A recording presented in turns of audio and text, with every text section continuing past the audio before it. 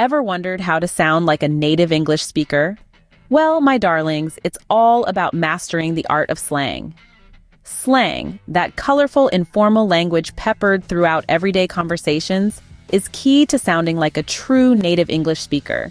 It's more than just words, it's culture, context, and a dash of creativity. So whether you're an English enthusiast or simply looking to blend in, understanding and using slang can be your secret weapon. Ready to dive in? Here are some of the most common English slang terms you need to know. First up, piece of cake. This phrase doesn't have anything to do with dessert. It's used to describe something that's easy or simple. For example, the math test? Oh, it was a piece of cake. Means the test was very easy. Next, we got bail. Now, this doesn't mean what you're probably thinking. It's not about getting out of jail. It's actually a way to say you're leaving abruptly. Like, I gotta bail, my mom's calling means you have to leave right away. Lastly, for this section we have crash. But it's not the kind of crash you're thinking about. Nope. In slang, crash means to go to sleep. So if someone says, I'm gonna crash, they mean they're going to bed. These are just a few examples of how colorful and creative English slang can be. Sounds interesting, right? But wait, there's more. Next on our list, break a leg. No, we're not promoting violence. It's a way to wish someone good luck.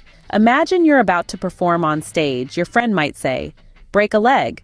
They're not hoping you'll literally break your leg, but rather wishing you a successful performance. Moving on, have you ever heard of catching some Z's? In the world of English slang, this doesn't involve any sort of physical activity or catching anything at all. It simply means to sleep. So if you're feeling tired, you might say, I'm going to catch some Z's. Lastly, for this segment, if you're told to hit the books, don't worry, you're not being asked to physically attack your textbooks.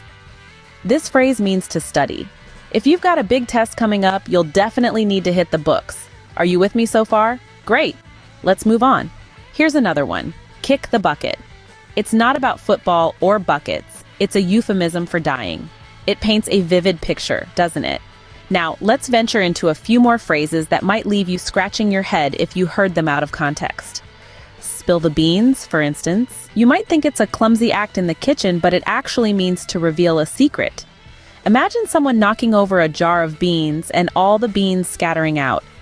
That's pretty much what happens when you spill the beans, only with words instead of beans. Then we have bite the bullet. No, it doesn't involve any real bullets. It's a way of saying you're going to endure a painful or difficult experience. It harks back to a time when patients would literally bite on a bullet during surgery to cope with the pain. All right, that's your quick guide to sounding more like a native English speaker. So how many of these slang terms did you already know? We've covered a lot of ground here, from common expressions like piece of cake to more obscure ones like spill the tea.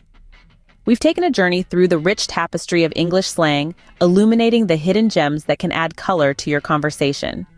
Remember, practice makes perfect. So, don't be afraid to use these slang terms in your daily conversation. You'll sound like a native English speaker before you know it.